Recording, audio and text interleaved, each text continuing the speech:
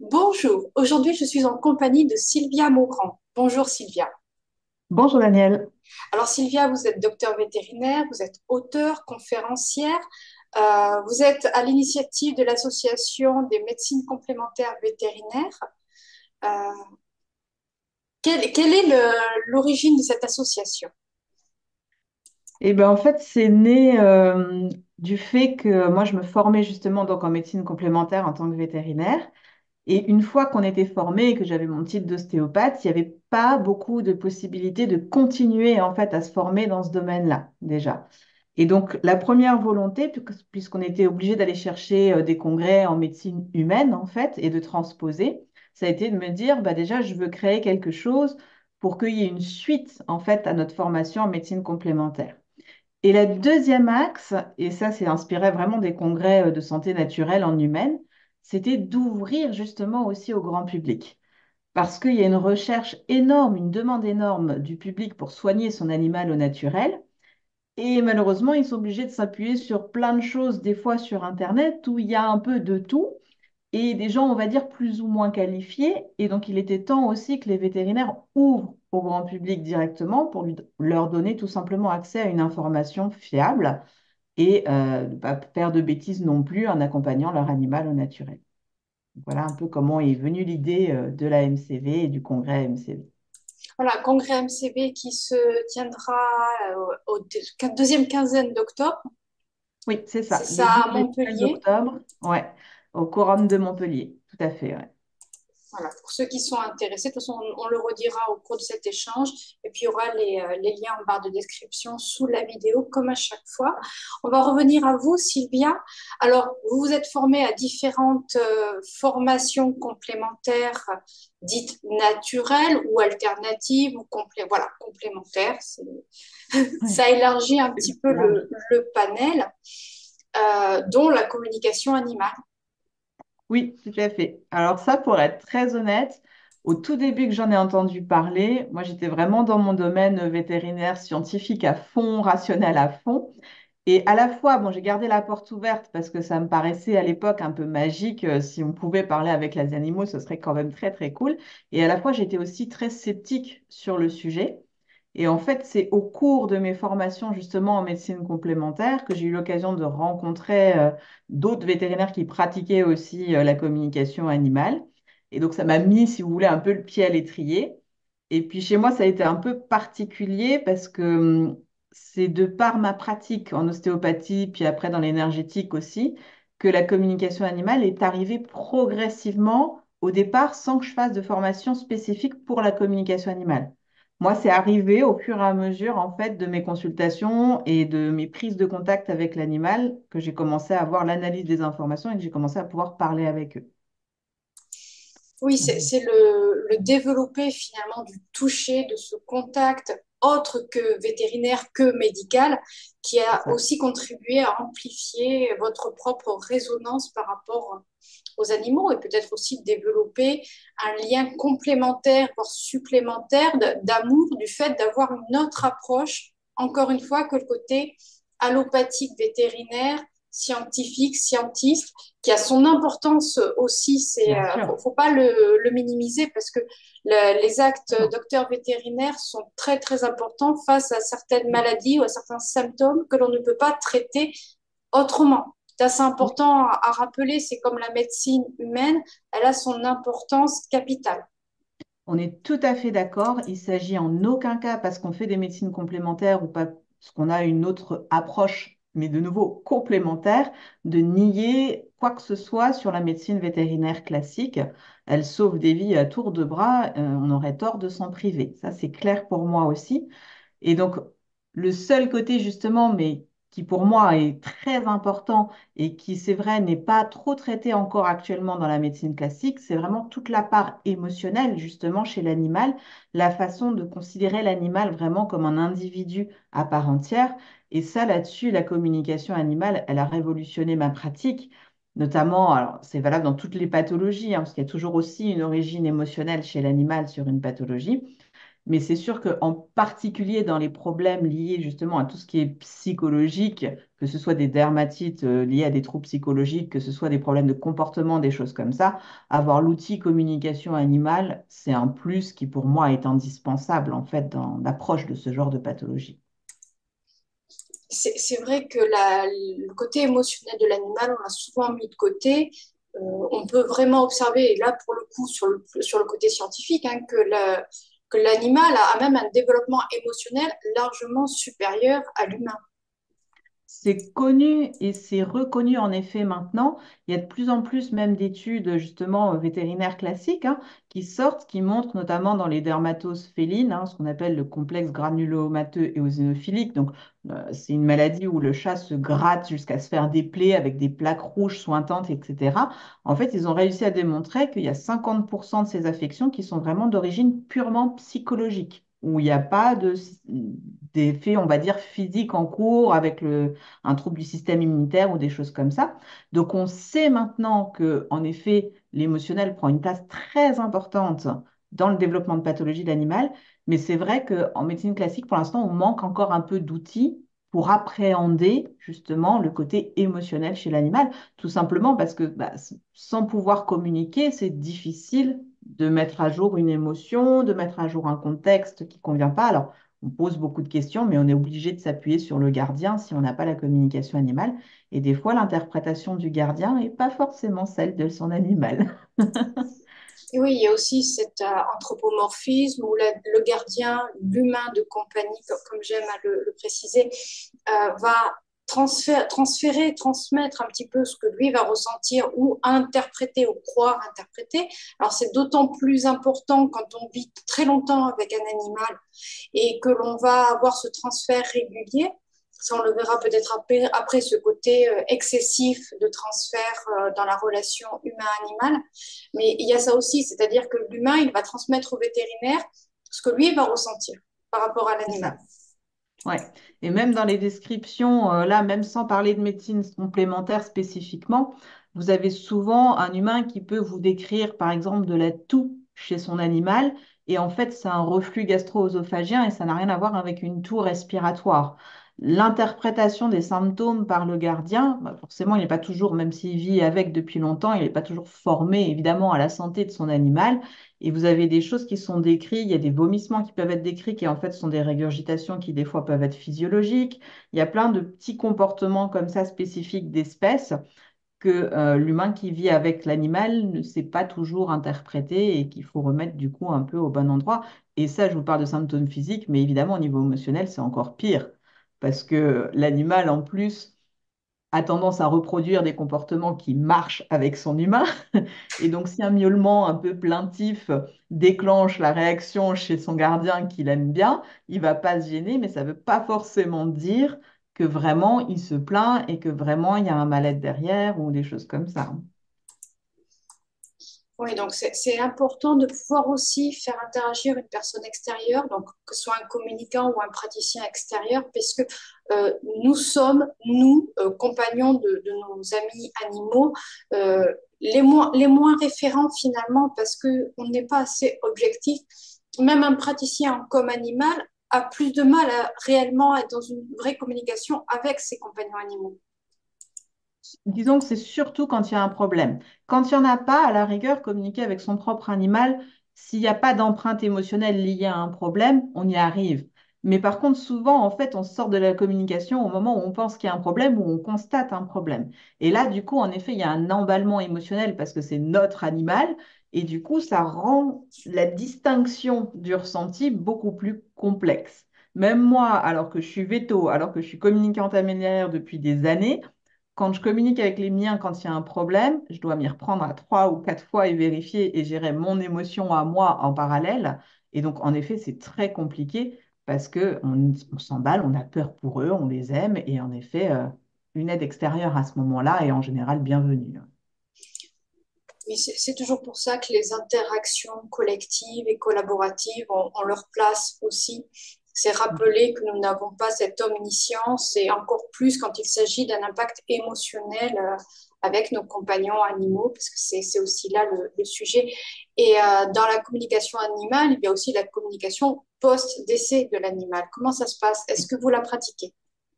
Alors oui, je la pratique. Ça permet souvent. Alors en général, quand on l'a fait, c'est justement quand il y a eu des soucis ou par exemple il y a eu une euthanasie et la personne se demande s'il était vraiment le temps pour l'animal de partir, si on a bien fait de prendre cette décision ou pas. Ou alors des fois quand il y a eu des accidents pour s'assurer que bah, l'animal est bien passé correctement, etc. Alors c'est un type de communication pour moi qui est quand même assez différent de celui où on est avec un animal vivant. Évidemment, il n'y a pas les mêmes points de repère quand on est dans l'au-delà. Pour moi, si vous voulez, je considère que de toute façon, l'information ne meurt jamais. Un animal vivant, il a une fréquence et cette fréquence, elle continue d'exister une fois que l'animal est décédé. Après, il y a beaucoup de conceptions autour de l'animal décédé sur ce qui se passe vraiment une fois que l'animal est mort et on reste dans l'invisible, donc on aura peu de preuves, entre guillemets. Néanmoins, j'ai déjà pu constater vraiment en communication, on arrive à avoir des informations de l'animal comme il était réellement vivant. Donc déjà, ça vous donne quand même une indication qu'une communication est possible. On arrive des fois à avoir des informations sur la façon justement dont l'animal est décédé. Alors après, en revanche, ce qui est un peu plus compliqué quand vous prenez contact notamment avec un animal pour savoir s'il est décédé ou pas, en fait, il faut déjà que l'animal ait conscience de est-ce qu'il est décédé ou pas. Et ça, c'est pas toujours évident, parce que dans le contact avec des animaux décédés, il y en a qui se croient encore vivants, en fait. Ils n'ont pas eu conscience du passage.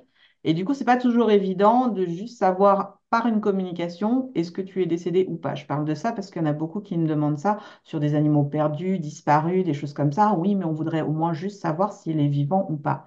Oui, mais le problème, c'est que s'il y a eu, par exemple, un accident et un traumatisme qui a été très rapide, il y a des fois des animaux qui n'ont pas conscience d'être décédés, en fait, du tout. Et du coup, ça Oui, limite la capacité de réponse et de fiabilité de la réponse. et ça pourrait aussi expliquer que souvent, quand il y a des recherches comme ça par le biais énergétique d'animaux, certains praticiens énergétiques ou médiums captent l'information comme quoi l'animal est encore vivant, parce que pour lui, il n'est pas parti. C'est ça. Et ça, du coup, forcément, c'est problématique parce que vous allez dire à la personne qu'il est encore vivant alors qu'en fait, il ne l'est pas et il est juste en train d'errer autour du lieu de l'accident. Et il n'a pas conscience encore de son départ. Et il y a même des animaux comme ça qui sont dans des détresses des fois assez impressionnantes parce qu'ils cherchent du coup à interagir avec les humains qui passent autour ou avec d'autres animaux et ils ne comprennent pas pourquoi il n'y a pas de retour en fait. Et quelle pourrait être l'action de l'humain ou des humains dans ce cas de figure-là? Quand le communicant animal perçoit que l'animal n'a pas notion, n'a pas conscience, peut-être l'humain a quelque chose, pourrait faire quelque chose ou c'est juste le Alors, communicant qui fait la passerelle? la première chose, du coup, c'est le communicant. Du coup, à ce moment-là, forcément, on informe du coup l'animal de ce qui s'est passé, de la séparation du corps physique. On lui fait prendre conscience que bah, c'est pour ça qu'il n'y a plus d'interaction. Et après, généralement, moi, j'ai tendance dans ces cas-là à demander au gardien aussi de faire un acte symbolique. Alors après, c'est en fonction de la culture et des croyances du gardien aussi, hein. Je suis complètement la personne aussi que j'ai en face de moi. Donc ça peut être simplement d'allumer une bougie, ça peut être d'écrire une lettre des fois pour sortir tout ce qui est à sortir autour de la mort de l'animal. Ça peut être euh, soit s'il y a des cendres, s'il n'y a pas des cendres, d'aller les mettre dans un endroit particulier ou d'enterrer quelque chose, ou si l'animal a disparu et que, on sent qu'il y a eu un passage, bah, pareil, de faire un acte symbolique pour dire au revoir. Ça dépend vraiment de la personne qu'en fait, que j'ai en face, mais en général, oui, je leur demande de mettre un acte dans la matière qui montre à l'animal qu'on lui dit au revoir, même si sur un autre plan, on peut continuer à être en contact, ça n'empêche pas que la séparation physique, elle est ferme et définitive à ce moment-là. Oui, ça peut être aussi un acte pour permettre aussi à l'humain de passer cette étape douloureuse de deuil, cette première étape de deuil. Je sais que sous d'autres vidéos sur la com animale et sur le lien post-décès de l'animal, beaucoup de personnes ont réagi dans la souffrance en exprimant régulièrement la perte de leur compagnon. Et il y a aussi ça, c'est est-ce qu'il y a une date limite, on va dire, de pouvoir communiquer avec son compagnon animal, ou ça peut être posé dans la temporalité sur plusieurs années, voire sur plusieurs décennies. Pour moi, pas du tout, du fait que une fois que l'animal est décédé, on passe du côté de l'âme. Et la temporalité au niveau de l'âme n'est pas la même que sur Terre. Sur Terre, on a cette vision très linéaire du temps, hein, où on vous met un avant, un après et puis le présent. Mais en fait, quand vous êtes au niveau de l'âme, cette linéarité dans la temporalité n'existe pas. Du coup, il n'y a pas non plus de temps d'attente avant de prendre contact avec un animal décédé, en tout cas pas pour l'animal qui est décédé. Par contre, le gardien, lui, peut avoir besoin d'un temps d'attente avant de se sentir de prendre la communication. Et à l'inverse, dans le temps, dans la durée, rien ne nous empêche toujours de recontacter notre animal de l'autre côté. Et même s'il s'est réincarné, en fait, justement, le fait de cette temporalité qui n'est pas la même nous permet quand même, de toute façon, de contacter son âme sans gêner pour autant l'incarnation présente. On parle de réincarnation de l'âme de l'animal, dans ce cas précis. Est-ce que l'animal peut se réincarner dans la même temporalité que son humain, revenir sous une autre forme, sous une autre espèce, ou est-ce qu'il reste dans la même espèce connue de son humain, ou est-ce que, au contraire, il va expérimenter d'autres vies dans d'autres familles, dans d'autres situations? Ça dépend de lui, en fait. Ça va dépendre de ce que lui choisit aussi. On peut se réincarner dans la même temporalité, ça peut être dans la même espèce, mais ça peut aussi changer d'espèce. Ça, j'ai déjà eu le cas aussi.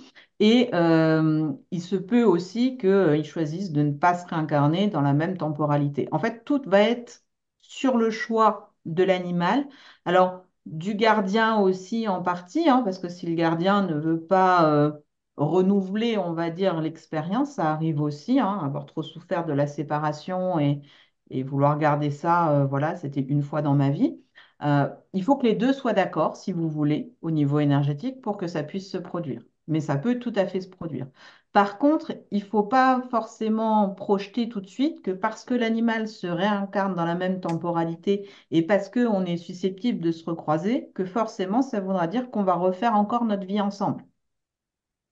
Il se peut tout à fait que vous croisiez un animal que vous avez connu, mais qui soit vraiment dans une autre vie, chez quelqu'un d'autre, et que dans cette incarnation-là, cette nouvelle incarnation, bah, ça ne soit pas forcément fait pour que, on revive ensemble. On parle quand même des grands règnes des espèces animaux les plus dites intelligentes par rapport à notre intelligence humaine. On va penser aux baleines, on va penser aux chevaux, aux félins, à certains canidés également. Qu'en est-il dans leur règne à eux de réincarnation? Est-ce que c'est pareil? Il y a une espèce d'évolution par rapport aux espèces. Par exemple, un chat peut devenir, je donne un exemple bateau, hein, un chat peut devenir un lion qui peut devenir, je sais pas moi, une baleine ou un dauphin, j'en sais rien. Ou est-ce qu'il y a quand même des étapes à franchir dans ce que vous avez interprété? Personnellement, moi, j'essaye de voir vraiment les choses dans ce qui m'est donné, en tout cas de l'autre côté. Ce qu'on n'arrête pas de me répéter, c'est d'arrêter de vouloir mettre des niveaux, en fait. C'est-à-dire que pour moi, il n'y a pas une espèce qui est plus évoluée qu'une autre. Alors, on va vous donner plein d'arguments, hein. Biologiquement, ça c'est censé être mieux, ça c'est censé être mieux, etc. Mais finalement, le but de l'âme, c'est quoi? C'est d'expérimenter la vie. Et donc, il n'y a pas une meilleure façon qu'une autre d'expérimenter la vie. Tout est de la vie, en fait. Que vous soyez un minéral, que vous soyez un végétal, que vous soyez un animal, on sépare l'humain, mais bon, pour moi, on le met dans la case animale. En fait, c'est d'expérimenter la vie. Et c'est pas parce qu'il y en a un qui a des facultés peut-être cognitives plus développées qu'un autre qu'en fait son expérience de la vie a moins de valeur. Pas du tout. C'est juste un système de lecture différent. Et là, mais elle veut cet apprentissage complet. Elle veut voir le monde par tous les aspects possibles et comparer quelque part après, c'est peut-être ce qu'elle préfère dans son expérience à elle, mais il n'y a pas cette histoire de il y a un règne qui est mieux que l'autre, en tout cas de mon point de vue. Merci infiniment déjà de poser ça. Donc, vous n'êtes pas que communicante animalier, hein, vous êtes, je le rappelle, docteur vétérinaire également. Et vous avez développé, mis en place d'autres formations. Vous vous êtes initié, vous avez développé des formations en énergétique. Vous parliez tout à l'heure d'ostéopathie. Donc, les approches, quelles sont-elles par rapport à la médecine vétérinaire? Elles sont vraiment multiples. Moi, j'ai commencé donc par l'ostéopathie. Après, je me suis formée également en acupuncture. J'ai en effet commencé à mettre le pied dans l'énergétique. Alors là, ça devient très très vaste, hein. Maintenant, vous avez plein de courants de formation. Donc, j'ai touché un peu à tout. J'ai fait de la kinésiologie, j'ai fait des parasitages astral, du transgénérationnel, des choses comme ça. J'ai vraiment été un peu une touche à tout. Une fois que j'avais ouvert la porte, voilà.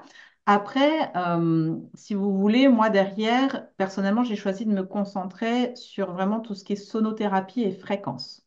Tout simplement parce que je cherchais à travers toutes ces grandes médecines, j'ai fait aussi du Yiking, de la Kabbale, des choses comme ça, et j'étais fascinée par le fait que toutes ces grandes médecines déjà restent pendant des millénaires, mais je me disais, elles se soignent, enfin, elles soignent tous, pardon, le vivant. Et donc, il doit y avoir un facteur commun. Et pour moi, ça a été une évidence quand on a commencé à rentrer dans tout ce qui était fréquence. C'était le dénominateur commun à tout le monde. Et donc, du coup, j'ai commencé à me pencher là-dessus. Et l'avantage, en fait, si vous voulez, des fréquences en plus avec l'animal, c'est que autant, bon, avec l'ostéopathie, j'arrivais quand même déjà plus à avoir une sorte un peu de consensus où on peut toucher tout le monde, ils acceptaient plus facilement le toucher. Néanmoins, il y a quand même des animaux qui n'aiment pas spécialement être touchés ou qui sont réactifs, particulièrement chez le vétérinaire, hein. En plus, il y a plusieurs odeurs et il y a beaucoup de stress.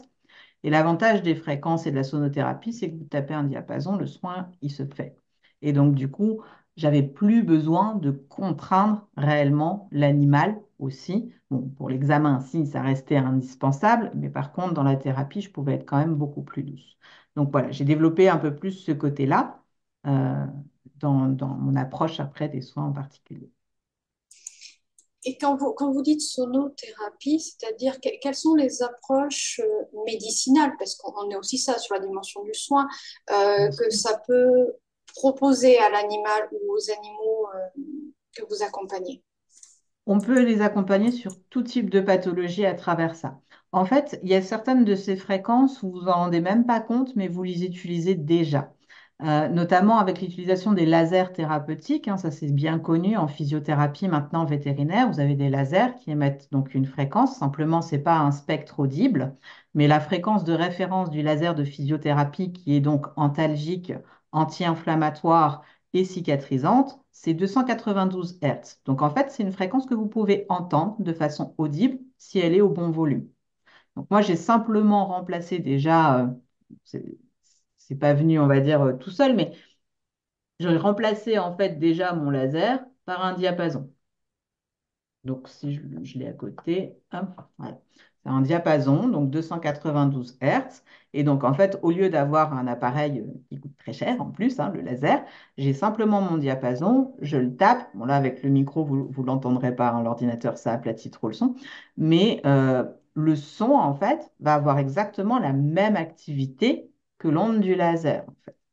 Et donc, à partir de là, si vous voulez, moi j'ai développé plein de fréquences comme ça, et notamment 12 fréquences pour les 12 méridiens d'acupuncture. Et donc, je peux faire tous mes traitements d'acupuncture, donc comme un acupuncteur classique, hein, mais à base des diapasons, sans avoir à utiliser d'aiguille. Et ça s'adresse à quel genre d'animal? Est-ce que tous les animaux peuvent être traités ou accompagnés de cette manière? Ou est-ce que ça va être plus facile d'accompagner des animaux qui vont naturellement aller chez le vétérinaire? Je pense aux chats, aux chiens, aux nacs, peut-être, qui viennent de plus en plus dans les cabinets vétérinaires. Non, ça s'applique vraiment à tout le monde. Moi, évidemment, j'avais mon activité de vétérinaire canine, donc du coup, j'ai plus fait les chiens, les chats, comme vous dites.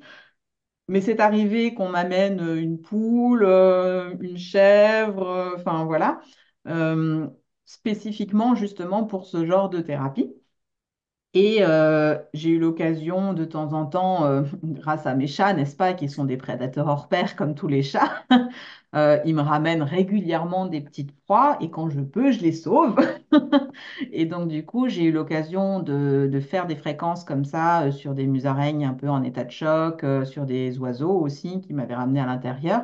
et la réaction est flagrante et la récupération est beaucoup plus rapide. Et après, du coup, je peux les relâcher quand, évidemment, le chat ne les a pas trop abîmés avant. Il est tout de même nécessaire d'être formé aux différentes fréquences vibratoires pour pouvoir trouver en fait le diapason outil adapté. Tout à fait, oui. On ne sort pas n'importe quel diapason comme ça. Il faut savoir quel diapason, justement, est nécessaire à l'animal à ce moment-là. Et en complément de tout ça, vous proposez aussi des formations. Oui, je forme justement à la thérapie vibratoire, je forme à la communication animale, je forme à la naturopathie animale aussi. En fait, à tout un peu ces domaines. Mon objectif, c'était, alors absolument pas, on est bien d'accord, de remplacer le veto, hein, surtout pas. Le vétérinaire reste le diagnosticien et le référentiel santé de votre animal, hein. Ça, pour moi, c'est hyper important. On ne s'improvise pas vétérinaire, sinon il ne nous faudrait pas autant d'années d'études. Maintenant, l'objectif, c'était quand même d'apporter aux gens un minimum justement de connaissances pour qu'ils puissent quand même eux aussi accompagner leur animal au naturel dans la santé, en fait. Et avoir des outils, en fait, pour être peut-être pas 100% autonome, évidemment, mais un minimum autonome quand même par rapport à des petits bobos du quotidien, des choses comme ça, ou même sur des pathologies chroniques qui, une fois qu'elles ont été diagnostiquées par le vétérinaire, peuvent être accompagnées aussi en complément, justement, avec ce genre de thérapie. Je vais juste revenir un petit peu aux fréquences vibratoires. Aujourd'hui, on le sait, nous sommes, nous, organismes de plus en plus impactés par les différentes fréquences vibratoires artificielles. Qu'en est-il de nos animaux? C'est un peu la même chose. Alors après, pour moi, je le considère de la même façon en humaine, hein. C'est pareil que quand vous êtes face à une bactérie ou un virus, c'est-à-dire qu'en fait, il faut s'occuper de votre terrain. Je vais avoir la même approche en fait par rapport à ces ondes, certes, qui nous entourent en permanence. Si votre terrain est bon, bah, vous ne serez pas si impacté que ça. Si vous êtes impacté, c'est parce que votre terrain le permet. Et donc, je vais avoir exactement la même approche, c'est-à-dire travailler d'abord le terrain de l'individu, de l'animal, voir pourquoi cet animal-là réagit à ces fréquences-là et le rééquilibrer de façon à ce qu'il ne soit moins impacté par ces ondes qui nous entourent au quotidien. Rééquilibrés par fréquences vibratoires, naturaux, ostéopathie, voire complémentation allopathique si nécessaire. C'est ça. Vous êtes également auteur d'un livre, Les voix animales, aux éditions Le Courrier du Livre. Oui. De quoi ça parle? Eh ben, ce livre est sorti donc le 12 septembre, là, donc ça fait vraiment pas longtemps. Il est tout neuf. Euh, Les voix animales, c'est vraiment un livre ciblé sur la communication animale. J'y raconte un tout petit peu mon parcours, un petit peu justement avant de comment je suis passée de vétérinaire à communicatrice animalière. L'important pour moi avec ce livre, c'était vraiment d'amener justement à la conscience des gens qui le liront toute la diversité du monde animal et la richesse justement émotionnelle et la complexité émotionnelle de l'animal. Et surtout, je vais exprès utiliser le terme de conscience animale. Parce que la loi maintenant l'a reconnu comme un être sensible, mais pas encore comme un être conscient. Et ça, pour moi, c'est l'étape qui manque, mais puissance 10. Il y a une conscience animale, ce sont des individus à part entière, et on a trop tendance, même quand on les aime, hein, parce que moi je fais partie évidemment de ceux qui les aiment à fond, et malgré tout, avec la communication animale, j'ai encore élargi ma vision d'eux. Parce qu'un animal peut très bien choisir, par exemple, de mettre fin à la relation avec son humain. Et ça, c'est un truc, nous, ça nous vient même pas en tête. On prend un animal, on dit c'est pour la vie et tout. Oui, ben, j'espère qu'en effet, vous prenez un animal pour la vie et que vous en êtes responsable dans votre tête pour la vie. Mais que se passe-t-il si l'animal, lui, à un moment, choisit de mettre fin à votre relation?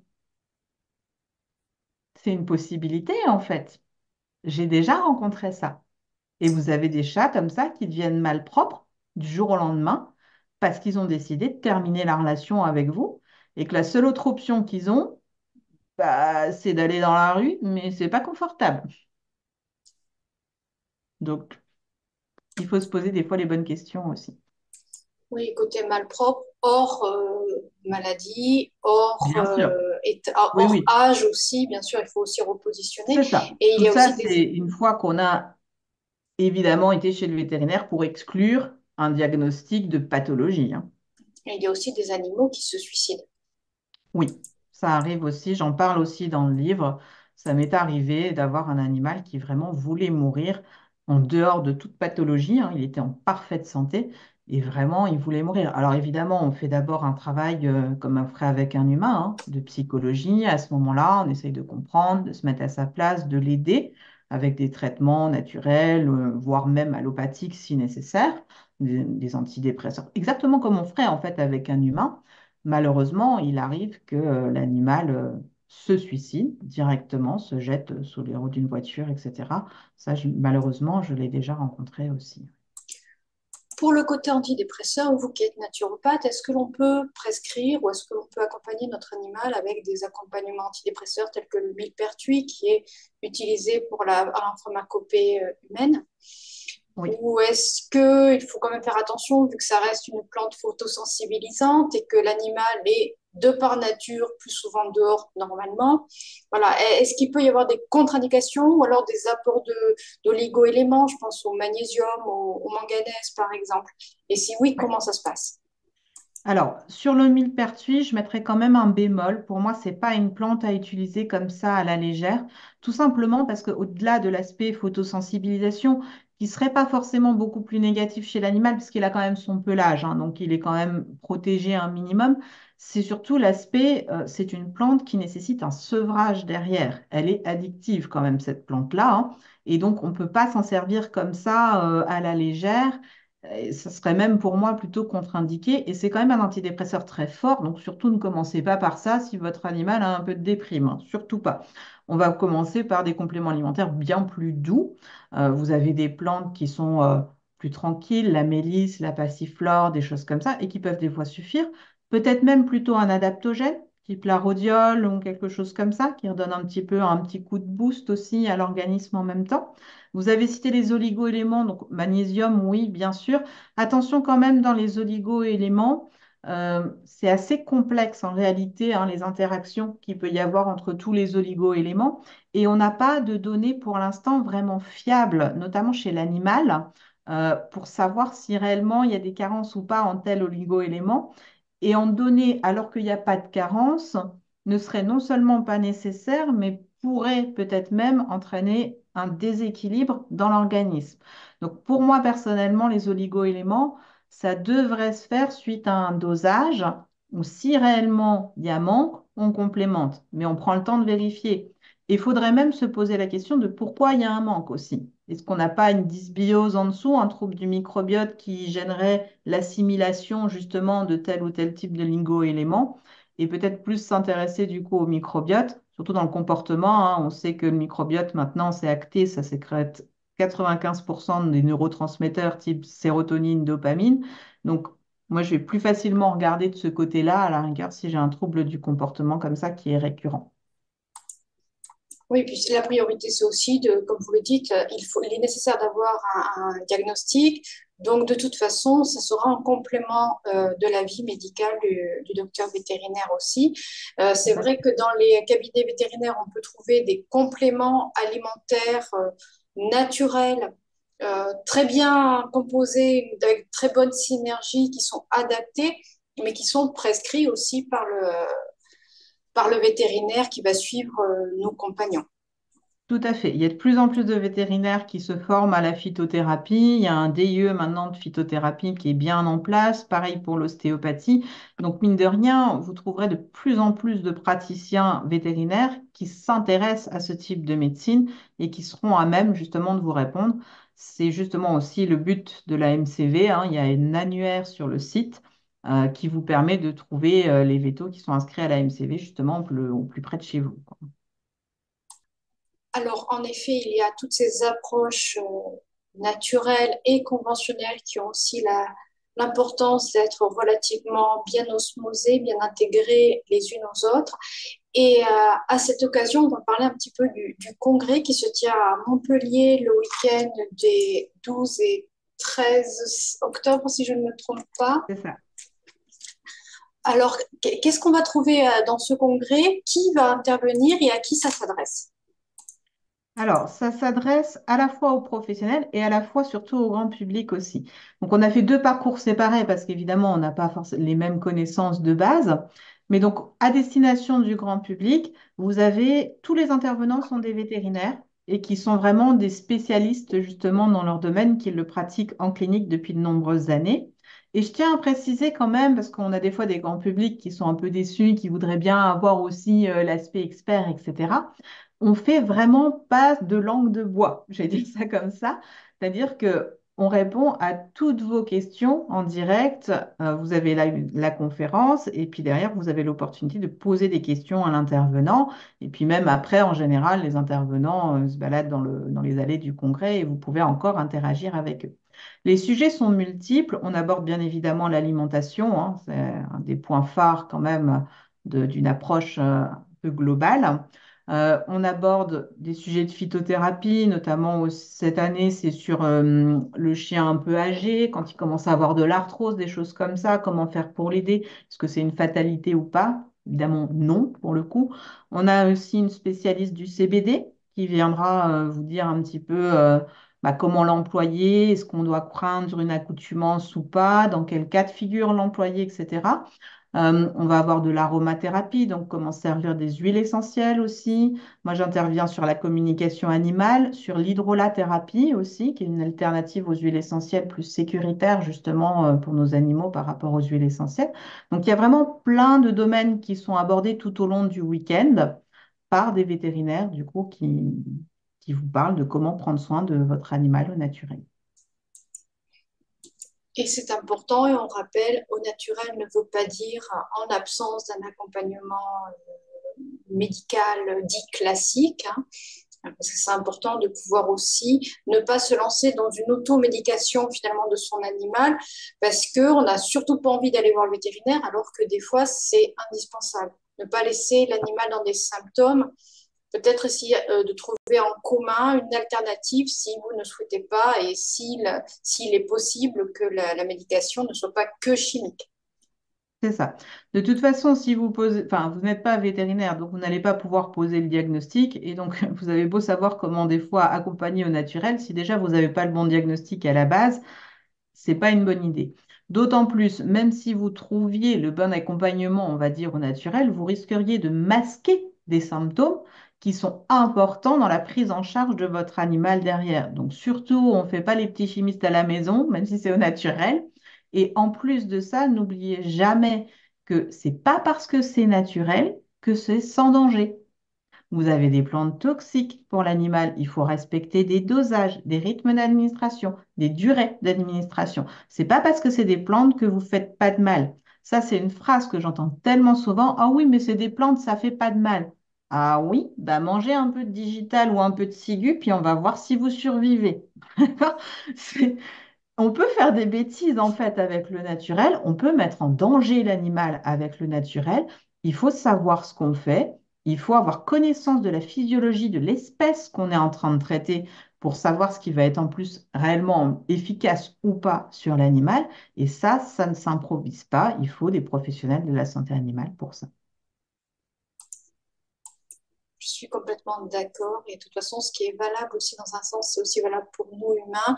Et il y a des posologies, même en naturopathie ou en phytothérapie, il est important de connaître véritablement toute la composée de la plante pour pouvoir voir s'il y a une réelle synergie possible avec le fonctionnement de la pathologie ou du symptôme que l'on souhaite traiter. Ça, c'est indispensable. Et encore une fois, on ne reviendra jamais assez sur cette phrase. Nous ne faisons pas les apprentis chimistes et encore moins au détriment de la santé d'un animal, de notre être humain et encore plus quand on l'aime. Ça, C'est c'est ça. important. C'est ça en fait qui est paradoxal, c'est à vouloir trop bien faire, etc. On se précipite sur le premier truc qui passe et on en oublie qu'on n'a pas forcément les compétences pour juger si réellement c'est nécessaire à l'animal ou pas. J'aurais envie de rajouter encore une chose aussi, parce que c'est un truc que je vois de plus en plus. Et alors là, bon, le marketing des compléments alimentaires est responsable aussi, hein, mais on a de plus en plus tendance à vouloir tout prévenir aussi. Et du coup, l'animal va se retrouver déjà avec un pilulier, même si c'est du naturel, alors qu'il n'a pas de pathologie, mais pour éviter qu'il ait ci, pour éviter qu'il ait ça, pour... Ouh là là, faites attention à ce que vous faites aussi. J'ai une devise qui me quitte jamais, c'est on ne met pas de béquilles à un organisme qui sait marcher. Parce que si vous lui mettez des béquilles, bah derrière, il ne sait plus fonctionner tout seul. Il faut laisser les capacités d'adaptation de l'organisme. La biologie est très bien faite. Vous imaginez même pas le milliard de réactions qui se passent dans votre corps à la seconde pour que vous soyez en vie. S'il y en a une qui se met de travers, déjà, vous êtes mal parti. Donc, faites confiance aussi un peu plus à votre corps. Bien sûr, on l'accompagne. Bien sûr, on essaye de voir ce qu'on peut faire pour leur donner malgré tout les meilleures conditions possibles. Mais on ne commence pas à interagir dans les fonctions du corps quand celui-ci n'en a pas besoin. Et aussi, pour revenir un petit peu sur le côté énergétique, je pense surtout aux chats ou aux chevaux qui transmutent beaucoup nos énergies, beaucoup plus que d'autres espèces, du moins. Ils effectuent un nettoyage de nos propres énergies. Donc, il y a aussi cette complémentarité, c'est notre hygiène de vie qui va aussi possiblement favoriser ou faire décliner l'état de santé de l'animal que nous aimons. Ouais, alors là-dessus, euh, j'ai horreur, moi, du terme de l'animal éponge. Ça, c'est un truc, ça m'énerve au plus haut point, parce que quelque part, ça nie le libre arbitre de l'animal qui, pour moi, est primordial. Alors, je ne dis pas que ça n'est pas possible, mais si ça se fait, on est bien d'accord que c'est un choix de l'individu animal. Et donc, ça servira à rien d'essayer de mettre des barrières de protection ou je ne sais quoi. Si l'animal a choisi de prendre un truc, il va le prendre. Point. Parce que c'est son choix. Alors, bien sûr que si vous, vous faites votre développement personnel de votre côté, que vous réglez des choses chez vous, quelque part, indirectement, ça aide l'animal. Ça ne veut pas forcément dire que ça va suffire à résoudre le problème. Parce que par contre, je vais appeler ça un animal guérisseur à la rigueur s'il choisit de prendre de chez vous. Et en fait, si vous voulez, cet animal-là, il peut très bien faire ce job-là sans être malade. D'accord? C'est comme un thérapeute en énergétique humaine. Il peut très bien vous soigner sans forcément tomber lui malade. Pourquoi est-ce qu'il va tomber lui malade à ce moment-là? Ça sera toujours une question de terrain. Ça sera parce que chez lui, à ce moment-là, il y a une faiblesse de ce côté-là. D'accord? Je vais prendre l'exemple classique d'une personne qui a beaucoup de stress et d'anxiété. On va être sur le méridien estomac en acupuncture. Et son animal déclenche une gastrite. On va tout de suite voir le lien entre les deux. Et donc, en effet, vous allez avoir des gardiens qui vont me parler d'animal éponge et du coup, il prend mon mal, etc. Oui, mais l'animal aurait très bien pu être empathique avec son gardien, aurait très bien pu accompagner son gardien sans déclencher de gastrite. Il n'est pas obligé de s'en rendre malade. S'il déclenche une gastrite, c'est parce que lui-même a un trouble sur son méridien estomac. Et donc, en fait, moi, en tant que thérapeute animal à ce moment-là, bien sûr, je vais discuter avec le gardien. Si je peux, il est gardien au passage, on le fait avec son accord, toujours, bien sûr. Mais surtout, moi, je vais m'intéresser à où est la faiblesse sur le méridien estomac de mon animal. Pourquoi est-ce que lui, il y a une anxiété? C'est quoi lui qui le rend anxieux? Est-ce que c'est juste le fait que son propriétaire soit anxieux? Mais la plupart du temps, non. Vous découvrirez qu'en fait, l'animal en lui-même déjà est un anxieux de base, et donc les deux ont un effet résonance, et ça fait boule de neige. C'est aussi par ce biais rendre à l'animal sa conscience et sa propre âme, ne pas forcément être uniquement dans la fusion, toujours ce transfert finalement de mon animal avec ce mot un peu possessif, c'est on repasse un petit peu en remettant juste une passerelle relationnelle et non plus, on va dire, un cadenas émotionnel. C'est ça.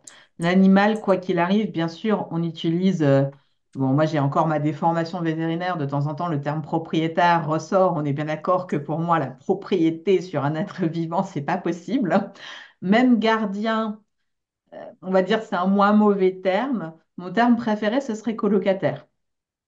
Parce que voilà, on est colocataire et donc l'animal reste un individu à part entière. C'est vrai qu'on dit mon chat, enfin, mon bébé, mon chéri, tout ce que vous voulez. Et en même temps, ça ne vous donne pas de droit réellement sur lui. Bon, on peut établir des règles de cohabitation, ça par contre, on a le droit quand même. Néanmoins, l'animal reste vraiment un être conscient à part entière avec ses émotions, sa sensibilité, sa façon de voir les choses. Et le principal de mon temps en communication animale, c'est de la négociation. Eh bien, merci infiniment, Sylvia. Je rappelle Les Voix animales aux éditions Les Courriers du Livre, qui est sorti donc en septembre de cette année, mais également le congrès annuel des médecines complémentaires vétérinaires qui se tiendra à Montpellier le week-end du 12 et 13 octobre 2024. Un week-end qui s'annonce intense et passionnant pour le public, mais également pour les professionnels. Il y a combien d'intervenants en tout? Une vingtaine. Oui, il y a Oui. du monde. Donc, voilà, intense et qui s'annonce en plus très riche dans la diversité des sujets abordés, comme vous l'avez dit tout à l'heure. Je rappelle, donc, vous êtes docteur vétérinaire, vous êtes thérapeute, vous êtes auteur, vous êtes conférencière, vous êtes formatrice, vous proposez énormément de formations. J'invite chacun à aller consulter votre site que je mettrai en lien en barre de description sous la vidéo. Ne pas hésiter à dérouler le contenu parce que tous les liens seront ajoutés à ça. Encore une fois, merci infiniment, Sylvia, d'avoir répondu à ma proposition justement de présentation, mais aussi de présentation de ce congrès qui est très important. C'est le combienième C'est la deuxième édition.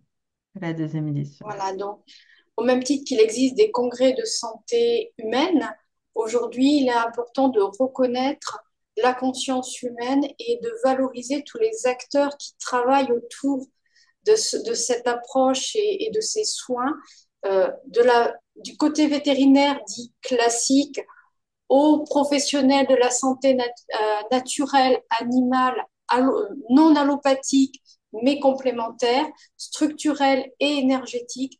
C'est vraiment extrêmement varié. Et on voit que de plus en plus d'acteurs souhaitent accompagner justement nos compagnons de vie, mais pas que, puisqu'il y a aussi la faune beaucoup plus sauvage Bien sûr. et qui a son importance capitale dans notre écosystème et dans notre manière de vivre. Merci à vous pour l'invitation. Merci infiniment, Sylvia. Au revoir à tous. Au revoir, Sylvia, et à très vite. Au revoir.